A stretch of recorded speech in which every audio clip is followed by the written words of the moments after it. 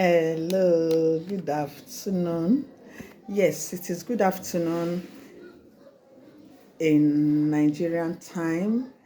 I don't know where you'll be watching me from, but as it is now, it is good afternoon, good afternoon, good afternoon. It is a beautiful Monday afternoon, and I am still your regular coach, your friend, Cody. This afternoon, I want to talk about what is God talking about? What are you hearing from God? Or what did God say concerning that situation? You know, I was in a conference over the weekend and I was blessed tremendously when I listened to the keynote speaker. And I took a word, a statement from her, and it has been helping me since these few days. And what is that word? It said, the word of God works. The word of God works. And it works, the word works, and it works all of the times. The word of God works. And the word of God works all of the times. It doesn't work sometimes and fail sometimes. It works all of the times. The word of God works all of the times. And that is why if you really need an answer to so many things in life, please search the scriptures, search the word of God. The word of God has something to say concerning every stage of our life. There is a time when it's like we are in the process of the incubating process. We are about birthing certain things. And when one is going through the incubation process, you are going through a whole lot of process. A whole lot of things are involved in it. A whole lot of things are involved in it. Excuse me. And that is why on no account must you quit. You know, whenever I talk, I keep talking about never quitting. Never quitting. Don't you ever quit as a result of challenges. Would there be challenges? Yes. Would there be disappointments? Yes. Would there be failures? Yes. But when such happens, what do we do? What do we do? We hold on to God. We hold on to the word of God.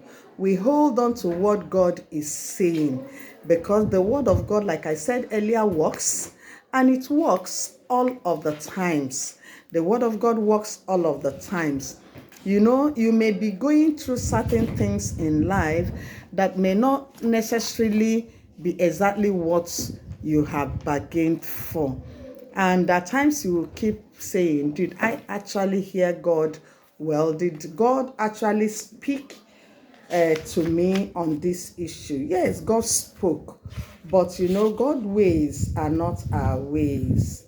God's ways are not our ways. He speaks in a way that we really need to be patient. We really need to be calm. We really need to set ourselves aside to actually understand what he's saying. Most times, most of those things that the Lord tells us may not necessarily make meaning. But if you go deep inside it, you will understand that he is actually saying something. It may sound foolish to those that you will discuss it with, but who are you discussing? When God is speaking to you, he has not called another person to talk to the person about it. He is talking to you about that. If it is that you have a child that is not doing well, if it is that you have a marriage that is failing, if it is that you have a business that is not thriving, if it is that you have a ministry that is not the way it is supposed to be, there could be a moment of pause.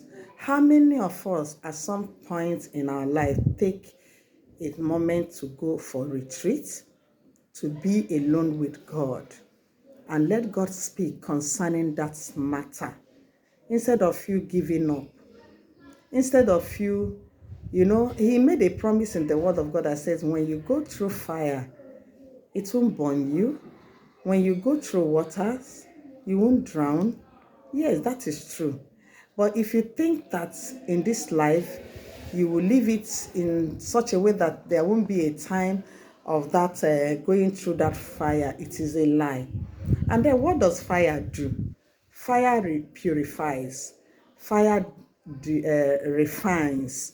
So when you are passing through that fire process, you are going through it to be refined. You are going through it to be purified. It's just like when the goldsmith is putting the raw gold and all the raw materials to make out gold into the fire. It will look rusty. It will look as if it is not going to come out beautiful.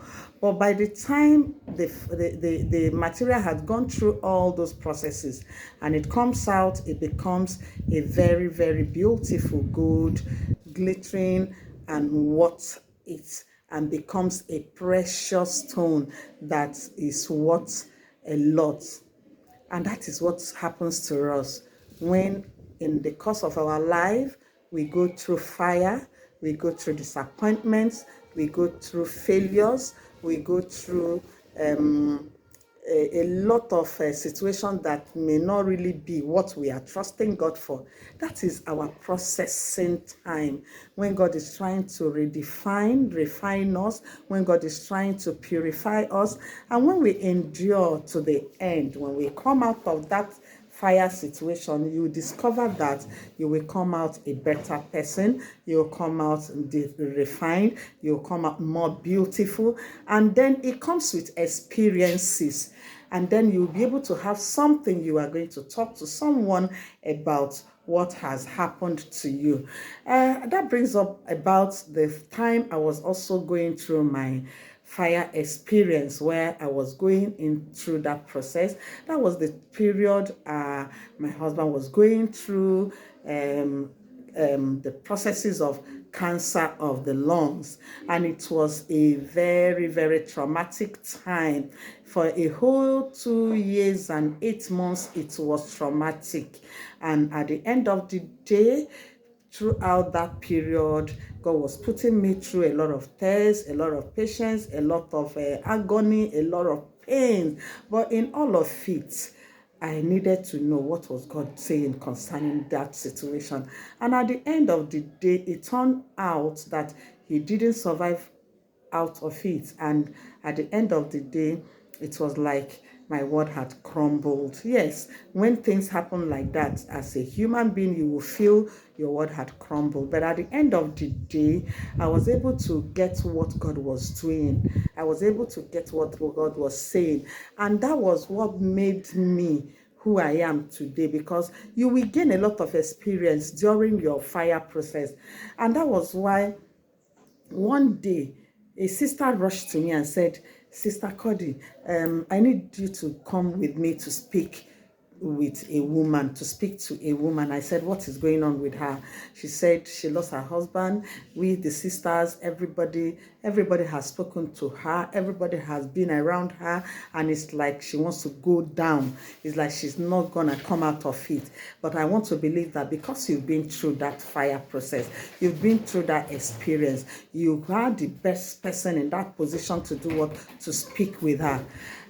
I said, well, okay, well, let me get myself prepared. And off we left, and we got to her. As soon as the sister saw me, she stood up from where she was dejectedly sitting, and she hugged me, and I allowed her to weep and weep and weep and weep. She wept. I said, yes, let everybody allow her to cry. She held me so tightly, and she cried and cried and cried and cried. And when she was done crying, I helped her wipe her tears. I said, that's good. It's good you've cried. It's good you've cried. I can understand. I can relate. I know where you're coming from. I know how you are feeling. Yes, if you have not been through that fire process, There is no way you will understand what that person is going through. I could remember those days when I was still mourning, when somebody would come and tell me, I understand what you are saying, and that person, walk into my house and where I'm sitting, you came in, we walk in with your husband hand in hand, and you're telling me you understand what I'm going through. It got to a point, I told the person, I said, please, could you please give me a break? I don't think you can't understand what I'm going through, because you have not been there, and I don't even want you to understand, because it is not a good thing to wanting to understand.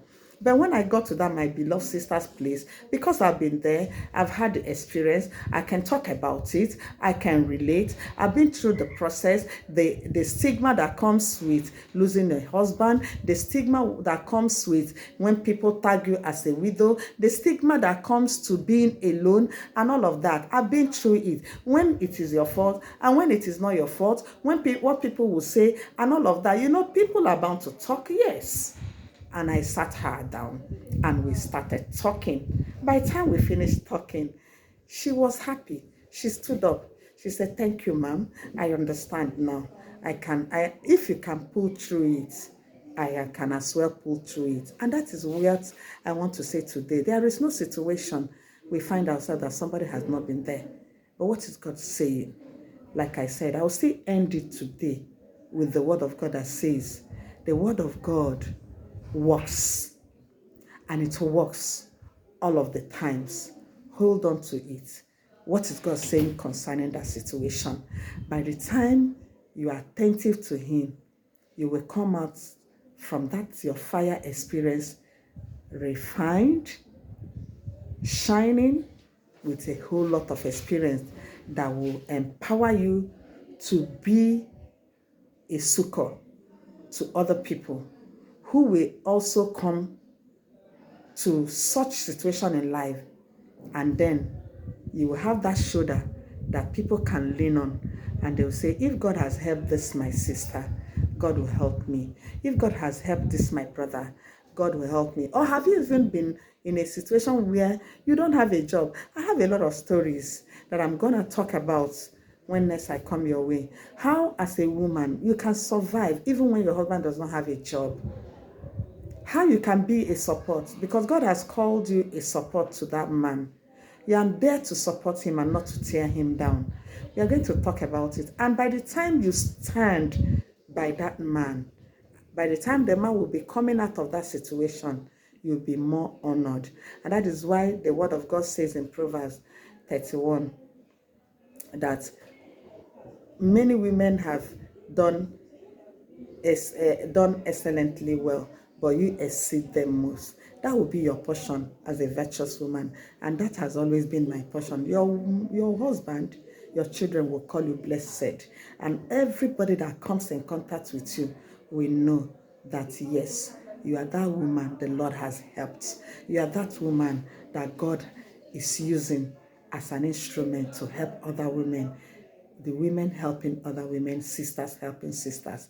Till I come your way, like, share. I remain your beloved Cody. Thank you.